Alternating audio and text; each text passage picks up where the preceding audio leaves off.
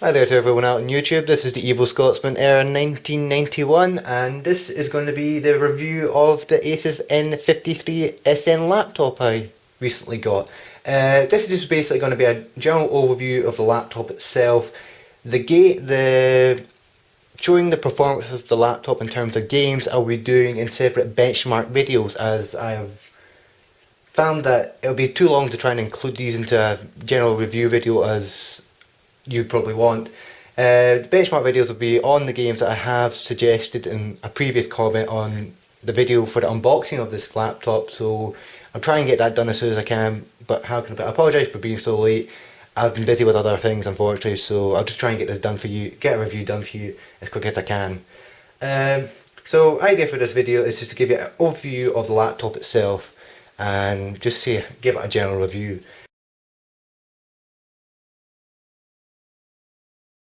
First thing to talk about is the build quality. I've been living with this for 2 weeks, about 2 weeks now since I've got it, and how can I put it? Well done Asus, you have built one hell of a solid laptop here. It is, how can I put it, I've tested it for weaknesses, I've put pressure onto certain parts of it, I've tied the keyboard for pressure, because usually keyboards tend to be the weak spot on laptops and there's little flex to none. Only flex I've been able to really find is on the lid itself, because it does flex a little bit as you can see here, but how can I put it? That's understandable. You don't really want to be putting pressure there in the first place, so just it's silly to try and look for pressure there. If you can see there, I've got a Duke Nukem Forever sticker. How can I put it? I got the game recently, and that's probably what slowed me down recently. Is been playing it a little bit too much, but hey, it's a good game. First Duke Nukem game I've ever played, so don't want people complaining about. So let's just get to actually examining the laptop itself.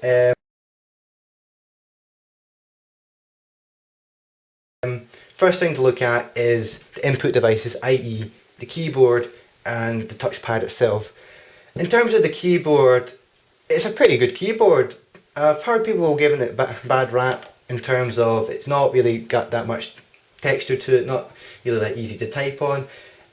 To be quite honest, I find it's better than what the Acer I had last time was. How can it? The keys are big enough for my hands to get onto. As you can see, they are a good sized key. The only thing I've got gripes with it is this keypad. I don't know what this trend is with laptop makers when it comes to 15-inch laptops, but they seem to at all times want to stick a keypad onto it. I find it's just trying to get too much onto too little a space. How could it be? Yeah, the keyboard itself is a good size, but unfortunately you've had to sacrifice the space in between. So when you're trying to hit for a key, you're going to hit the key you don't want, unfortunately. So it's, I'd say reserve the number pad for a 17-inch laptop, and just with a 15-inch, leave it with a standard keyboard, because it makes life a lot easier. I'll give you a quick demonstration of just typing on this. Just a general phrase.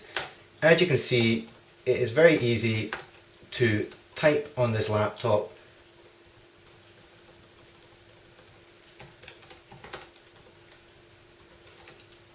Easy to type.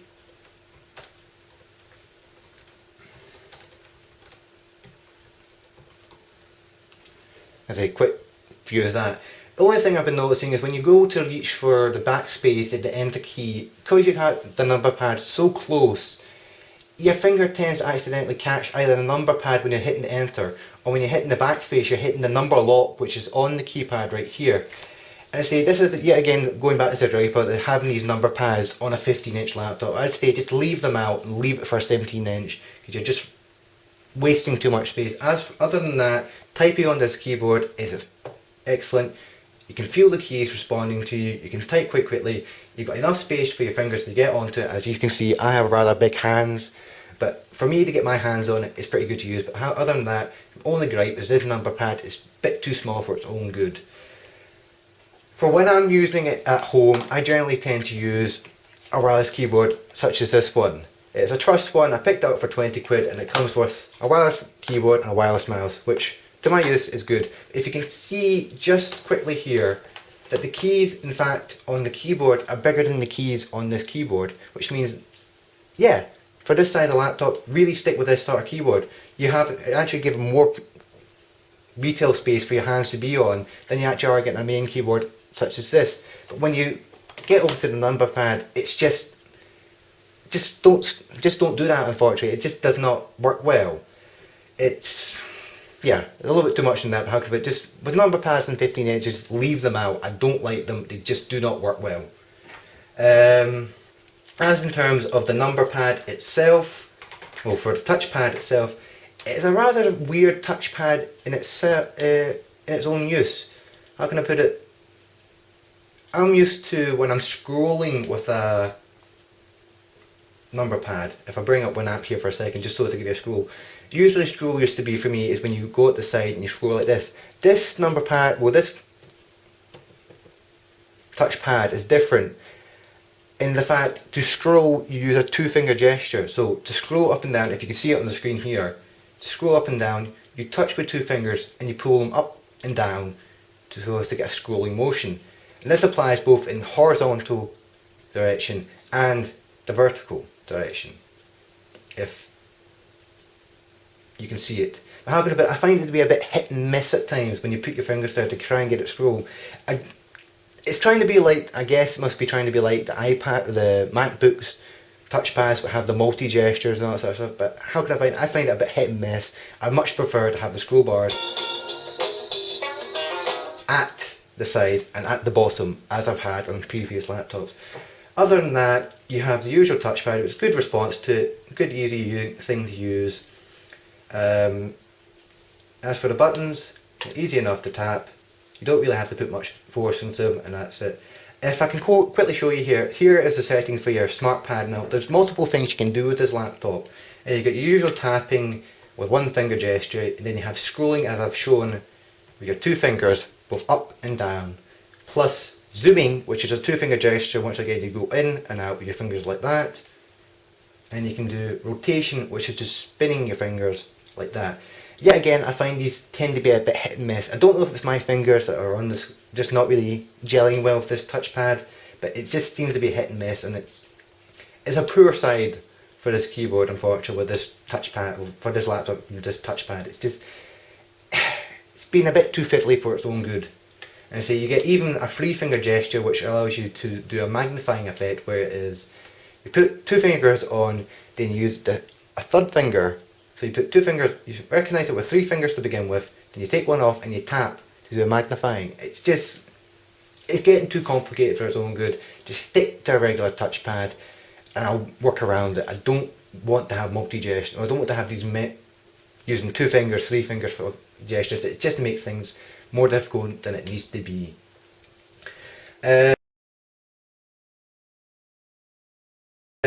Now, to move on to another key area of this laptop is its sound quality. As I say, as I explained in the unboxing of this video, it has a Bang & Olufsen speaker set built into this arrangement at the back so as to give superior sound quality. And with living with it for the last while, yeah, it's good. It's better than usual laptop speakers, but there are a couple of gripes I've got with it, unfortunately. Playing typical music, if I just pull up a typical song, how can I put it? Let's bring up some Queen, because I'm a bit of a Queen fan. It's clear, it's clear, it's easy to hear, it's got a good volume to it, and just a pleasure to listen to.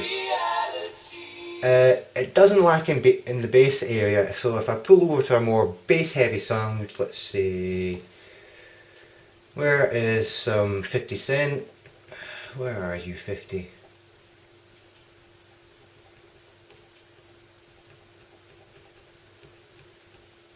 Where are you, 50 Cent?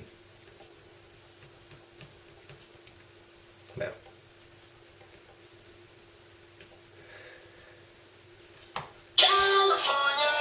let's try some Tupac.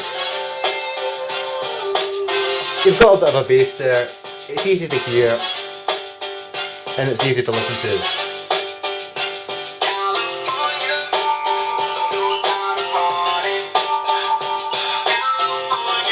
But however, when listening to some other music, I've noticed some distortion at a certain frequency within the music. How come I'll pull up a song I know it's well known to occur. So let's pull over to Gorilla's Plastic Beach album, a good album in itself. It's only on certain songs and it must be a frequency range that's causing this problem. So here we go. Welcome to Plastic Beach. It's okay right here, but keep listening, you might catch it. Don't know, I'll just point it out to you.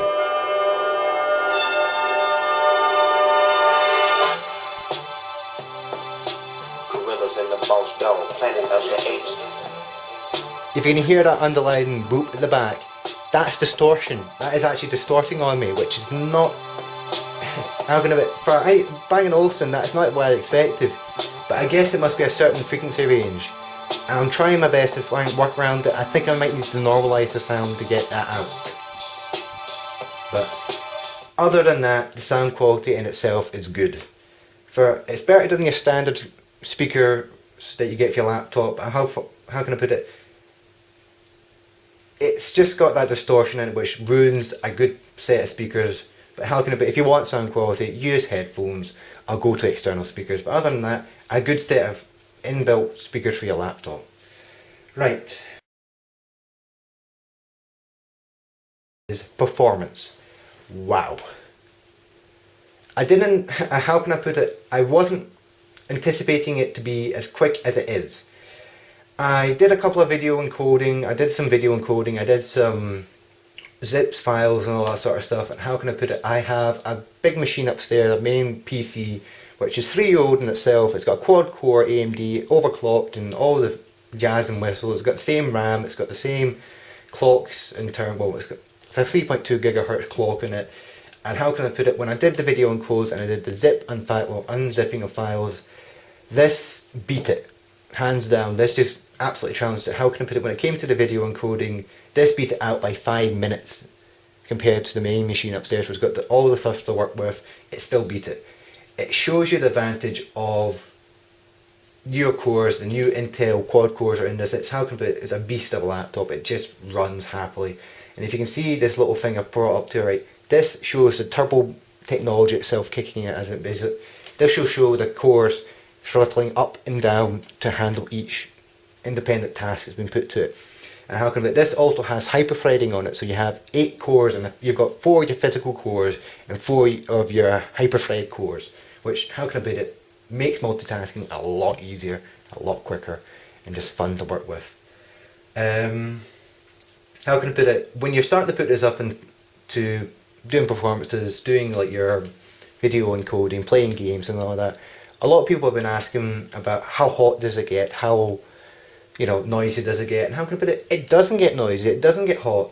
I've had to how can I put it, I put the core up to 100%, the processor and the GPU up at 100%, basically revving the absolute hell out of them.